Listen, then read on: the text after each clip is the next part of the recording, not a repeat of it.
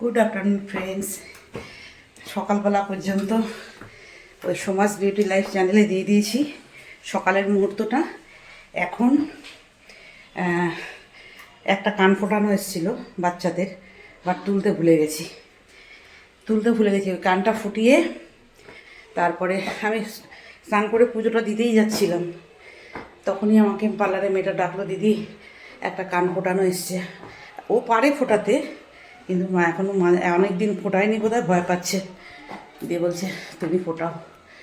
দিয়ে বাচ্চার কানটা ফুটিয়ে এলাম, ফুটিয়ে এসে ভাবলাম পুজোটা দিয়ে দিই। এই দেখো, দেখেছো? যা না আসো আসো বাবা, আসো আসো। আমি ক্যামেরা খুললেই তো তুমি চলে আসো। লুকিয়ে দেবে না? দেবো তো, একটু রোদে দিয়ে দাও, এখানে রোদ এসছে। ট্রলিগুলো কেচে ইয়ে করেছি তো, এখানে রোদে দিয়ে দাও বাবা, এই রোদটা দিয়ে দাও। এই দেখো পায়রা, দেখো ও এত ঝালায় পায়রা, তুই পটি করে আমাকে একদম ইঁদুর আর পায়রা।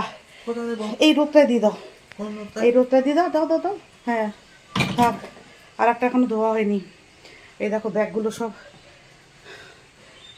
সব প্যারাপিটে দিয়ে দিয়েছি। পায়রার দেখো অবস্থা, ওইখানে দুটো পায়রা বসে আছে, দেখো। দাঁড়াও, দেখাতে পাচ্ছি? হ্যাঁ, কোথায় গেল? ক্যামেরাতে আনতেই পারছি না। এই দেখো, হ্যাঁ দেখতে পেয়েছি। দেখো ওই, এই দেখো, দেখছো কাণ্ডটা? হ্যাঁ, পায়রায় আমাকে একবারে এই যে একদম ঝেঁকে ধরেছে, বলে ঝেঁকে ধরেছে। তো এই ট্রলিগুলো ঢুকিয়ে দেবো। এগুলোর চাকাগুলো ভালো করে পরিষ্কার করেছি, মাটিগুলো ভালো করে জল দিয়ে চাকাগুলোকে ব্রাশে করে পরিষ্কার করে তারপরে আমি এই যে রোদে দিচ্ছি। এটা কালকে রাতেই করেছি, কিন্তু এখনও রোদে দেওয়া হয়নি। এই ব্যাগগুলো রোদে শোকাচ্ছে, সব একেবারে নিয়ে চলে যাব, রেখে দেবো যেখানে থাকে। তো এখন যাব পুজো দিতে।